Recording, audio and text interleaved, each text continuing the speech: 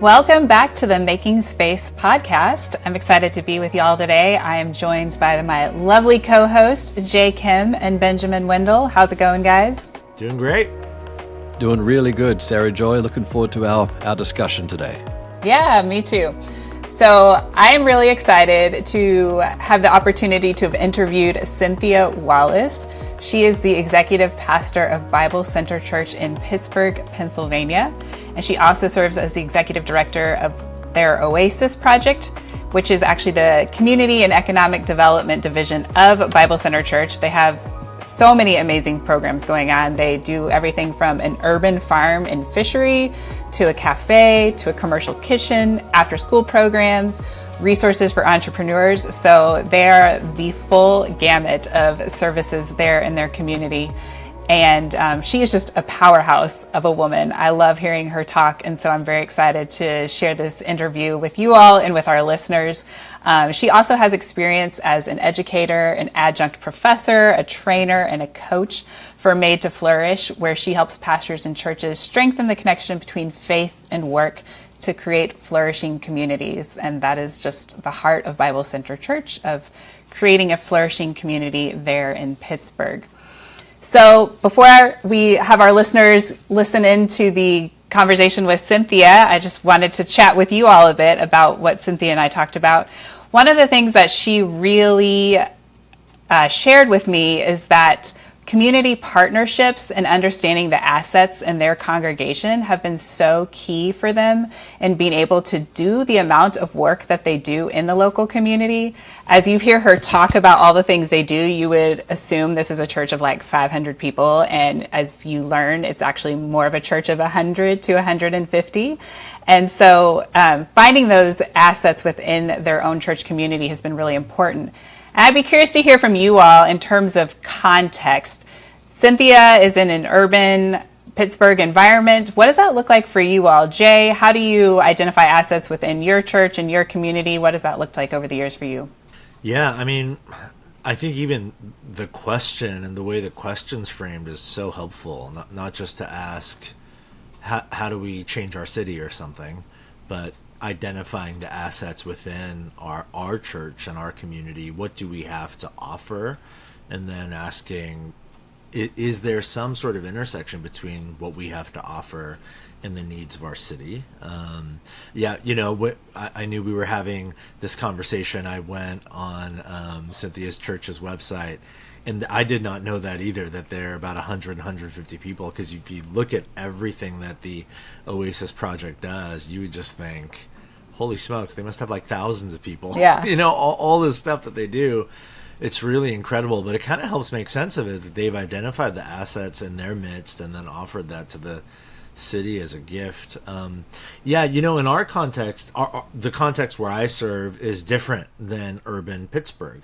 It's more suburban with urban elements for sure.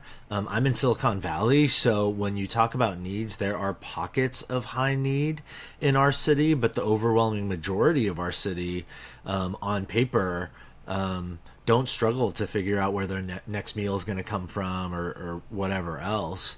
So then we had to ask the question, like, well, what can we offer that meets a need? And long before me, 20 plus years ago, the leadership of this church began asking us a really simple question that's had a profound impact on our church to this day. We still ask the question regularly: if our church burned down to the ground, like if our church literally went away tomorrow, would anybody in our city care that doesn't go to our church? And that one sort of question has been so helpful, and I think it's a helpful question that all churches can ask, no matter their context. Like, if we went away, would a single person or an organization or a school, anybody here that doesn't go here, would they care? Would they even bat an eye? And if the answer is no, then I think that's such a, it's a compelling reason to sort of reassess maybe how we're leveraging our assets. And for us, coming back to space, which is such a through line for the conversations we have on this podcast, just practically the season we're in as a church, again, we ask that question. If our church went away, would anyone care? And in the last couple of years, we've asked, if our physical church space went away, would anyone care? And the answer became no, probably not. And so our church is actually in a campaign where we're trying to raise some money to renovate one of our parking lots into a community space, large open seating area and retail space that'll get leased out to a local coffee shop that at below market rent as a blessing to the local business. And I don't know how it's going to go, but we're really hopeful. And it, at minimum, what it is our attempt to respond to that question in our context. If our physical space went away, would anyone care? If the answer right now is no, the hope is that if we share our space with our city, if students spend time studying here and small businesses spend time having their meetings here, and stay-at-home parents are bringing their kids here for a cup of coffee, not for their kids but for them, and the kids could play, all that kind of stuff, then the hope is that in a year or 2 or 5 or 10, the answer to that question would be, yeah, I think people who don't go here would care if we went away. My hope is that every church could ask that question. Yeah.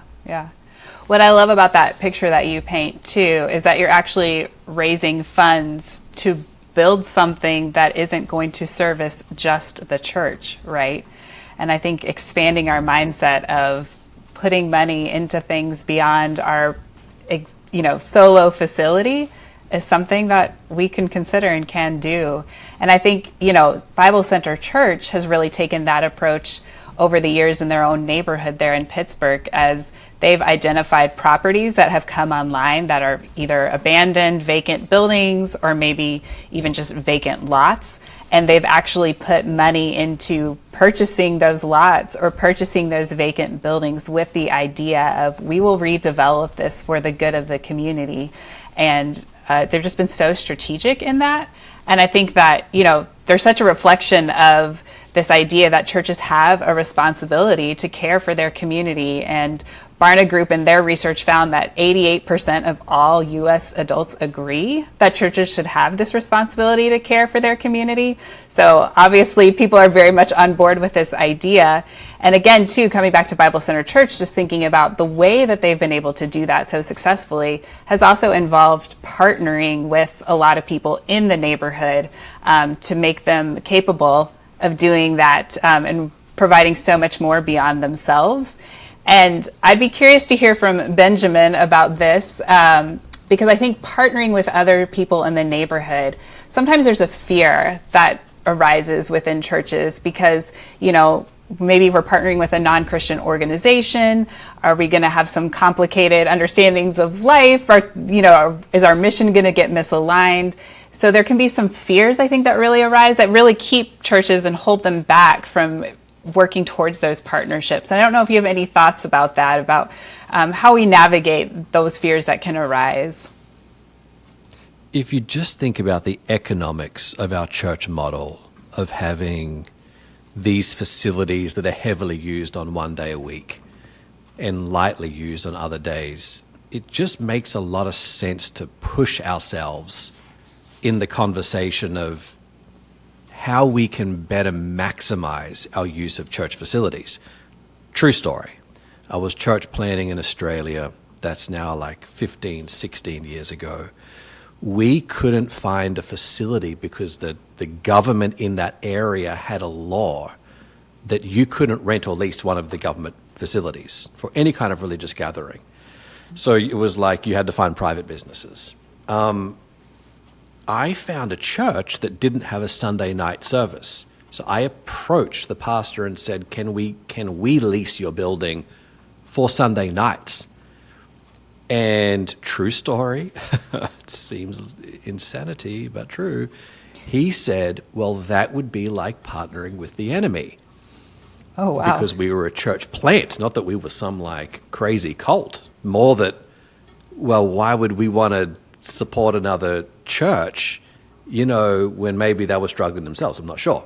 So I made a decision at that point. If God ever is gracious enough to provide our church with a permanent facility, we will not consider anybody the enemy. And so we literally, right up until my point of transition, we allowed other churches to use our facility. At times, 2 other churches on a Sunday. We had a rotation of our church getting out so that other churches could get in that would not have the funds to do the kind of facility that we were doing. One was an islander, a Samoan-style church that, again, they wanted to reach a targeted community. They couldn't afford their own facility. So the point is that I'm trying to make is this. In my journey, it was a cinema theater that allowed us to lease. So it was the non-churched that helped us in our journey, not the church. Should that be reversed? Should churches be looking at ways to partner with the community? I think we should. I mean, it's nuanced. Right. There would be conversations, obviously, that need to be involved. But where we can stretch our imagination and we can stretch our generosity and better utilize our facilities, even if it means we've got to replace the carpet more often and repaint the facility, touch up paint because it's being used. I love the mentality that church buildings are designed to be used, like wear out the carpet, wear out the chairs. That's the whole point of a church facility, is it's used. So, yeah, I guess I'm advocating for that line of thinking at least. Right, yeah. Just thinking about worn out facilities can be such a testimony of activity and use and God's presence and faithfulness. So that's a good spin to put on that. As you were sharing that story too, I was thinking about, there's a church that I worked with here in the Twin Cities who had some land that was adjacent to an affordable housing complex that was going in. And they thought, what if we developed this more into a community park and actually connected pathways between this new affordable housing development to our land so that the residents could use it as a park? And that was such a fun conversation to have, to call that developer and say, hey, we're the church next door. How can we actually provide space for your residents? Because it blew their minds, because that's so the opposite of what so often developers or other organizations encounter, right? Not this open hand position, but really this, this is our space, this is our facility. We can't have it being shared or worn out in these ways. And so again, too, I think that's part of the joy of that surprise of Christianity, right? Of if we offer it as a gift, how that can change the perspective and really blow people's categories. So I think that this introduction to Cynthia Wallace and everything that Bible Center Church is doing will help blow some categories for people of what the church can do when they're strategic in their community and forming those partnerships and really wanting to bless the community in very distinct ways with physical space. And for those of you who are listening, you can always learn more at barna.com/makingspace. And now to my conversation with Cynthia Wallace. Well, hello, Pastor Cynthia. It's so wonderful to see your face again and have you joining us on the podcast today. So happy to be here with you. Yeah. So wanted to kick this off with a Barna stat that I have. Barna did a study called Making Space. And in that study, they found that about 88% of all U.S. adults agree that churches have a responsibility to care for their community. And I would love to have you expound with our audience just how your church, Bible Center Church in Pittsburgh, has done that, because you've done it so beautifully. And so if you would just take a few moments talking about what it means for your congregation to not only be in your community, but for your community, and how that's taken shape through what you all call the Oasis Project. Absolutely. And, I agree with that. I believe that churches are really central to communities. And if you think about even the physical spaces that churches take up, if you have a building, it's in the center of the community, and you're, only in there a couple hours a week for service, I think you're really kind of selling yourself short. I think that churches should be kind of that hub of community activity, community transformation, and again, often such beautiful pieces of real estate that, we need to maximize. For Bible Center, specifically, some of the things that we've done, and, really starting with, the church space and then growing our campus beyond that. And a lot of that stems from, so one of the things that is kind of central to our mission, we talk about the adaptive reuse of vacant and abandoned properties. And we're in a community where there's just no shortage of that. And so for all of our buildings, we have really repurposed something. So, the building that we use as our sanctuary was formerly a Rite Aid drugstore. The office where I work was an abandoned triplex. I mean, people live there. Our coffee shop is in a former post office. And so again, bringing spaces back online, and for us, it's really advancing God's kingdom. So bringing those places back online and claiming them for God and his work, I think is, really a duty of the church. Yeah, that's such a beautiful picture. It reminds me of Isaiah and just the call to build in the ruins, right? To be that redeeming force in the neighborhood and in the places that we inhabit. And two, I love the way you talk about church being so central to community. And we have such, again, historically pictures of that, of churches being kind of that community center place, that public square where people can gather, and sanctuary and all of that. So I love that, how y'all are just building upon that. Can you talk a little bit about the various programs that you have through the Oasis Project and kind of what buildings they inhabit there in your community? Absolutely. And so I mentioned the Rite Aid, which, we're like, it was the former Rite Aid, it's Bible Center Church, and we refer to that as the Warm Center. So the Worship, Arts, Recreation, and Ministry Center. And so, just last week, there was the United Way did a conference, and they used our space. And so the upstairs space we make available for community programs. We did an all-day science program there on Martin Luther King Day. But in the lower level of that same building, we have a preschool, and we also have a community kitchen. And so in that commercial kitchen, budding food-based entrepreneurs are able to rent space, or people can use, there's a multi-purpose space if they want to do events like baby showers or birthday parties or graduation celebrations, things like that. And so again, helping the community see that the church is not just for Sunday. I mentioned our coffee shop, Everyday Cafe, and that was in a former post office. So it was a post office, and then it was actually a church, and now it is our coffee shop. But again, a pretty, once very vibrant corner of the community that we have, brought back online. We have a business academy called Own Our Own, and we work with African American and other underrepresented entrepreneurs to launch or scale their businesses. And that space was actually probably 40 years ago a grocery store. And then after the grocery store, it turned into kind of, I'm going to say, a pawn shop. It was like a resale shop.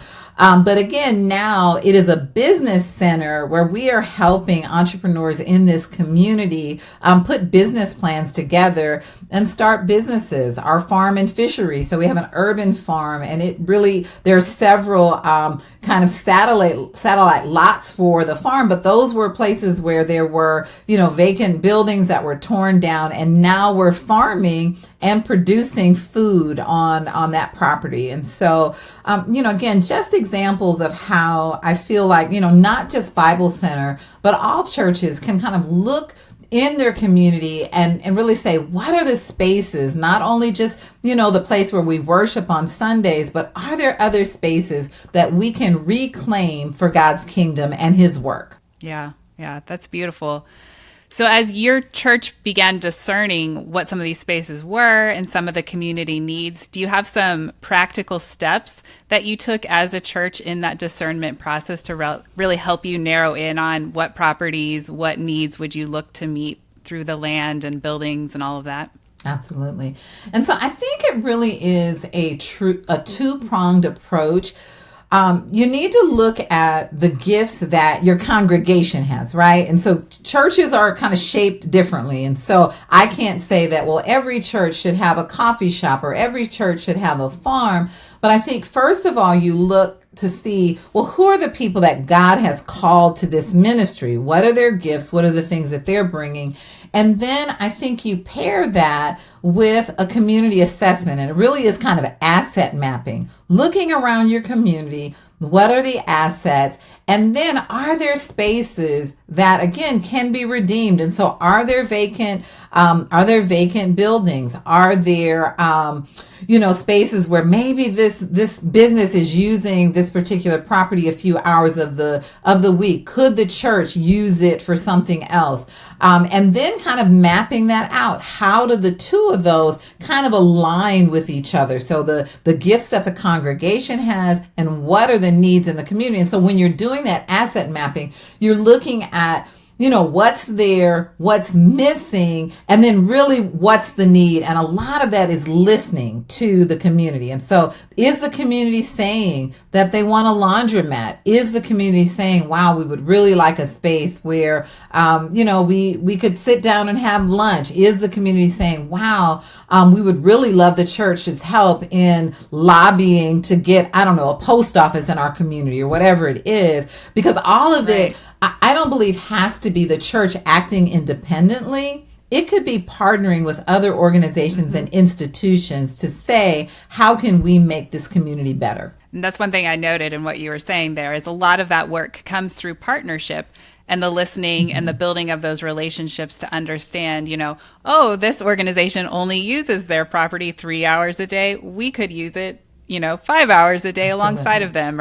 So that requires having those conversations and those relationships. Yeah, to that point too, I think churches also need to think about, so not only are we looking to say, well, that organization only uses their space, we need to say, if we are only using our building for a couple hours a week, are there other people, other partners that we could say, hey, we have this great space. Would you like to run a, mommy and me, exercise class for mothers and toddlers? Would you like to run a support group for ex-offenders? We have these, these closets. Would you like to, turn that into, food distribution site or whatever it is? But again, church is saying, even if they're not going to run the program, that we have space and we are welcoming, for the community to come in and use the space that we have. Right. That's so important. What comes to my mind in that is having the imagination to do that requires maybe a shift in thinking of scarcity and ownership to abundance and generosity. And I'd be curious to hear, how do you think that's been cultivated within your congregation to think in that mindset of, hey, we have this great resource. How do we share it with others? Mm-hmm. And I think for us, there's a lot of conversation about, Sunday is for Monday. So we're not just in church just for this hour or two. It is, how can we impact, with our lives, the kingdom of God, and that we have a responsibility. And so, we have this church building, but we have a responsibility to steward it well. And so you even think about the hours in a week, right? If you're using a space for 2 hours, is that really, when there are, 168 hours in a week or something like that, are you really stewarding it well? And so again, thinking about that, and how do we, how are we a blessing to our community? And sometimes it is just through space and partnership. But I think repeating that message and the idea of we're going to use everything that God has given us to forward his kingdom. And so it's not just, I'm going to give my money, I'm going to give my time. This building may be a resource. And so let's get some people together to talk about how we can best be using this resource for God's kingdom. And I'm curious to hear, Do you feel like this community mindset has really worked towards spiritual formation within your own church in terms of individual lives or life as the church body? How does that take shape in your church and the service that you all do? I think that kind of the message that really it is, all of what we have is in service to God, right? And so that's kind of the heart change that I think happens initially, right? And then like, how do we act that out? And so, thinking about, well, how am I a Christian at work, or how am I a Christian at home, or how just all of these spheres, I think it naturally extends to physical spaces, right? How do we use everything that we have for God's glory? And I think it's something that just kind of, the more you start doing it and thinking about things that way, I think, then it's like, well, what can we use the parking lot for? Oh, there's that park down the street. How do we, kind of leverage that? And so, I think it just kind of becomes a mindset. I don't know that it's natural per se. I don't know that it would just happen, but I think as you start having conversations and thinking about, really it is our calling, right? We're going to push back the gates of hell, right? We're taking this community for the kingdom of God. And so if churches are thinking about things like that, it really is kind of claiming those spaces and how can we, bring things online for God's kingdom and to do things that would ultimately bring him glory. But I think the beautiful piece is that it's kind of unexpected. I think people expect, just kind of in the general community, like, Christians are going to stay in their church, they'll be there a couple of hours, and then they're going to go home. Not that Christians are like, no, we're expanding our territory. And it's not just, again, Sunday morning, but it's how do we use these spaces and the sidewalks and the businesses and all of those things to really,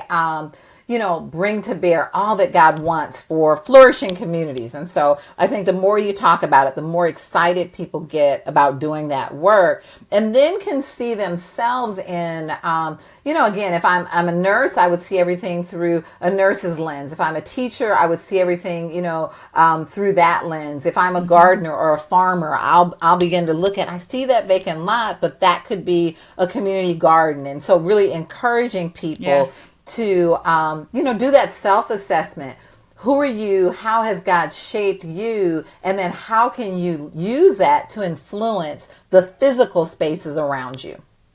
And I think when I hear that, one of the things that I think about is really helping people even understand that they have so much to contribute to the world and to the work of God, and that their unique giftings are so valuable and can be used in so many ways. And I think that's such a robust view of our calling in life. And I think that's beautiful how y'all have cultivated that in your community there. I'm also curious to hear kind of how has the neighborhood received that in terms of you all being out there, owning a bunch of property, doing these initiatives? Has that been welcomed or has there been pushback? What is that like?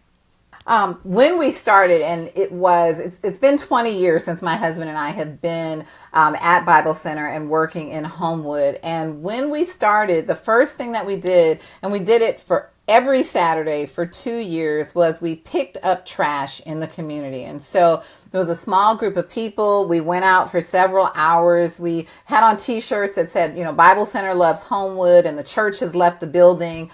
On the back, and we were just picking up trash and getting to know people. And I think, there was power in that because, again, there was so much garbage. But again, we're just saying, like, in God's kingdom, there just would not be all of this trash. And so, again, kind of getting to know the community.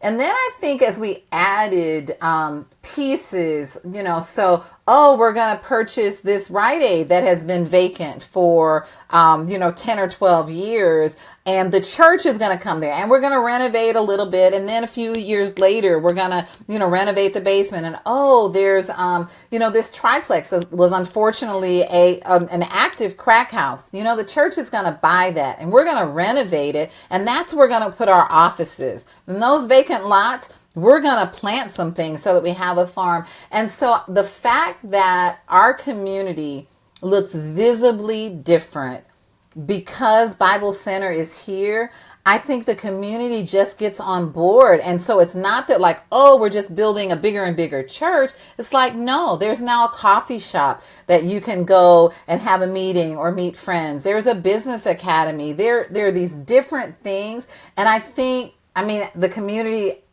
I think, loves that. Who would not want people who are nested in your community, really working together to make the space more beautiful, productive, really doing things that, I think are positive for people's lives. Right. That's wonderful. So I'd love for you to share with our audience, Pastor Cynthia, just how big Bible Center Church is. Because I think when you hear all these endeavors that you all have going on, you can make an assumption that you've just got hundreds of people with hands to the plow. How does that look in your community? Right. Well, Bible Center, we're small but mighty. We have now probably about 140, 150 members. But again, I think, that's just that it really is just a testament to when there are people that are on one accord and like, we're going to do this, and people who are faithful to just, use their resources, that God can do mighty things. And so again, not a big congregation, but I think we're doing big things for the kingdom. Yeah, I agree. And I just love that picture again of big visions and working hard towards advancing the kingdom and what God uses in all of that and how he empowers you to make those steps. That's just such a wonderful picture. So I'd love to hear in closing if you have any practical words of encouragement that you would offer pastors and ministry leaders as they're listening today and considering, well, what does that look like in our community? How do we think about properties or our own church building? What would you say to them? Yeah, and I think the word of encouragement is really, think out the box and know that we have a big, big God, right? And so your vision could not be bigger than what God can do. And I think if we surrender, just kind of our plans and our thoughts and our desires for our community, and again, knowing that our motives are pure, right? It's not so that someone will say, oh, this church is so great or whatever. It's that people will look and they'll say, oh my gosh, I want to know more about, the God that they serve, and that lives will be transformed. And so I think really just, committing it to prayer and, again, just knowing that God will meet you there, and that, the community, I could not imagine that a community would not embrace what you're doing when you're like, we want to do, things that are good for this community. And we want people to be able to look to the church to lead those initiatives. Wonderful. Well, thank you so much for your time. It was wonderful to connect and hear more about the Oasis Project and all the good work of Bible Center Church. Thank you. Absolutely. So thank you for joining for another episode of the Making Space podcast. As always, you can learn more about this research at barna.com/makingspace. And if you've been encouraged or learned something new today, we'd definitely love for you to leave a rating or review and share this with a friend. We like to get the word out, so help us spread it. And we'll catch you next time on the next episode of Making Space podcast.